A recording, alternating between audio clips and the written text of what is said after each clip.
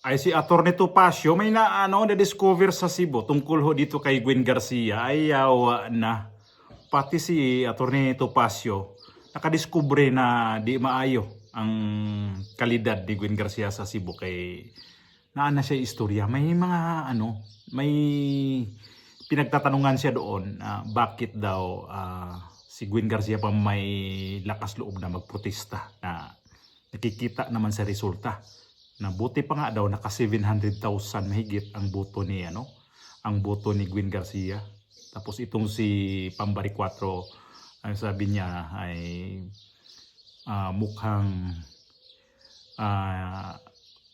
nagiging pa nito ni Gwen Garcia. Ano bang tawag niyan? Parang talaga nagprotesta ba na natalo itong si Gwen Garcia. Di ba yung latest ko na vlog Gwen Garcia pa din 'yon. At ito naman si Gwen si Atty. Topacio naman ang nag-react dito sa kay Gwen Garcia nga kasi may gana pang magreklamo na sobrang talo baon na baon pinakain nga ng alikabok kaon og mga alikabok si Gwen Garcia ni Pambari 4 ito si matawa ka nito Matawa ko nito kay kay Atty. Topacio. Parang boses ni Michael V. Ayan video, pakinggan nyo. Tapos yung banat niya kay Gwen Garcia. Alam nyo, Miss na miss ka na namin, sir. Oo nga kasi kinailangan po tayong bumiyahe sa Cebu for some matters. Cebu talaga. Hindi, kasi meron po akong nire-represent na kliyente roon, si Ambassador Bobby Tiglao. Kapwa natin manunulat at taga-media. Yan. At kailangan po tayo pumuntang ng personal sa piskalya roon para magparamdam na may abogado siya kasi alam nyo minsan lalo na yan ang kalaban niya roon ay si Duke Frasco, yung congressman na son-in-law ng gobernador na si Gwen Garcia. Matindi. Siyempre, Opo. at naglibot-libot din tayo ng konti para bumili ng pasalubong. At talagang very popular si incoming governor or si governor-elect na si Pam Baricuato doon. Wow. Yun ngang sabi nila, wala naman akong pruweba, ito'y napag-uusapan lamang. Opo. Sabi nga ni Fred Panopio, di ba? Ito nga hindi. Napag-uusapan lang. Yole-yo, walang labis, walang kula. Sabi nila, nagtataka pa nga sila kung paano daw naka 700,000 si Governor Gwen. Kasi wala akong nakausap doon ni isa, promise talaga. Tinatanong-tanong ko yung mga tao, excuse me, sino pong binoto? Tapos na naman ka ako ang halalan. Wala namang masama kung itanong ko sino bang binoto nyo. Kung mamarapatin nyo lamang ibahagi sa amin. Opo. Wala akong nakausap doon at bumoto kay Governor Gwen Talaga? Sa mall, yung mga salespersons doon, Random mga talaga. waiter, yung mga staff sa hotel, wala Yung mga tao sa airport, yung mga porter, sinong ninyo atin-atin lang? Si Baricuato po. Yung pati mga pulis, wag na natin sabihin kung sino. Puro sila Pam. Nagsawa na. O kaya nga nagtataka ako kung bakit may ganap pang magreklamo si Governor Gwen Garcia. Para mapansin.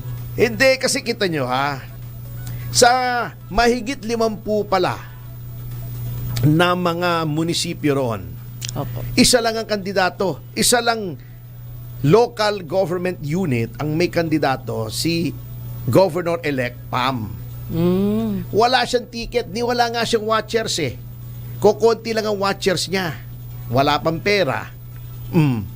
Bago, 2 congressman, kapatid ni Governor Gwen, congressman doon.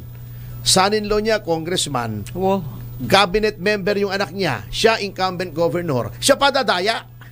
At sa lahat ng lugar daw, pinrotesta niya lahat ng presinto. Lahat ng presinto, nadaya siya. Nadaya pa siya. Yung kalaban mo, wala ngang ticket Hindi ticket ng aeroplano Yung ticket, ako may ticket kaya nga nakapunta ako ron Hindi rin ticket ng loto Ticket, di ba sabihin yung governor, vice governor, board members, mga, di ba usually partido, may kandidato yun sa bawat lugar. Opo. Eto wala. Kasi nga, biglaan eh. Hindi naman party in power. Paano siya pa nakapagdaya? Walang pera, walang ticket, walang tao, walang watcher. Eto, nasa administrasyon, ayaw nga siyang suspindihin. Ng administrasyon, di ba? Opo. Ano yun? King Koy. Sila pa nandaya? Sila pa ang Governor dinaya. Pampa ang nandaya. Sila pa ang dinaya. Nakaupo ka. Paano yun? Since 2004, gobernador ka. 2004? Wow! Sila naging...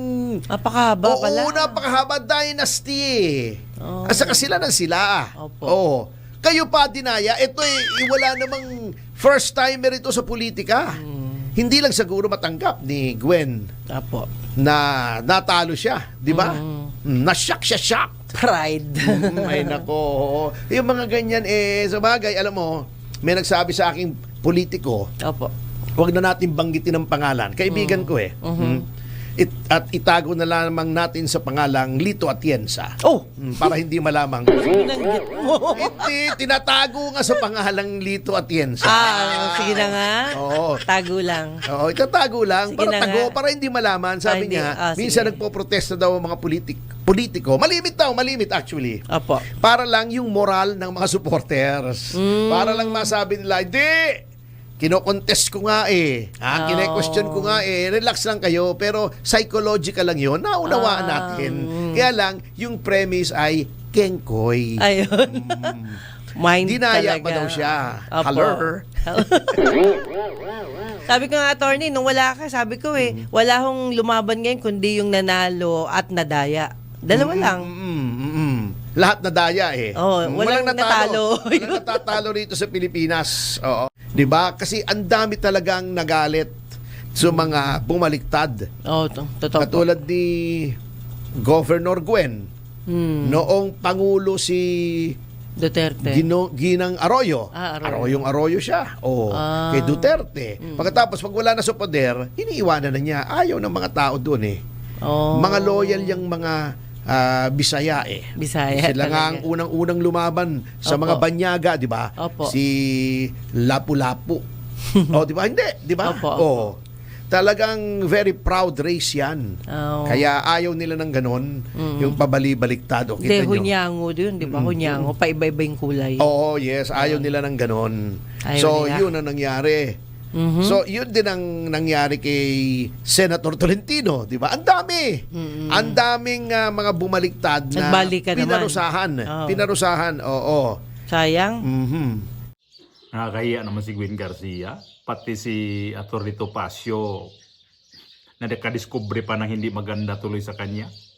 Kasi nga ayaw nga daw ng taga Cebu na mga balingbing. Di gusto ang mga taga Cebu nga na baliktad-baliktad ba kay kani si Gwen Garcia sa una daw panahon ni Gloria Macapagal-Arroyo maka-Gloria. Tapos yung panahon naman ni itong si Duterte, kay Duterte bumaliktad kasi nga sabi niya itong sa Cebu ang mga Bisaya di na gusto nga na ayaw sa mga Bisaya nga magkuan ba magbaliktad-baliktad bisag asa dapo tinuod baya totoo yan na kita mga Bisaya ba nga naay sobrang balingbing mag-react sa hinungdan bitaw na nangapildi ang nasa alyansa kay kadaghanan naman na nila mga balingbing yan kaya nagkatalo-talo ang alyansa dahil mga balingbing yan Tolentino, Sibong Revilla, Manny Pacquiao, Abalos. Mga balingbing na sila, munang mga pildi. Kita naman ito na sa Cebu, na ang resulta sa Cebu, wag na sila dito manimaho. So, di ba? Ang ingon ni Atty. Topacio, tinuod man na.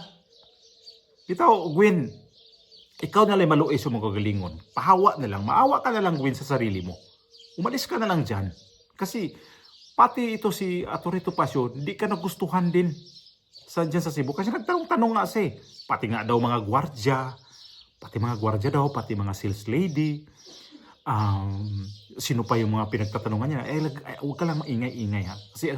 Kasi ang sabi pa niya, ang kasama niya, ganyan daw yan pagka natalo, kunyari protesta kasi para sabihin ba lumalaban kahit talo na. Para kay sabihin na para mangmanok na bisan pag pildihono na sa buwang kikig hapon pero wa na kasi dako na kay samad.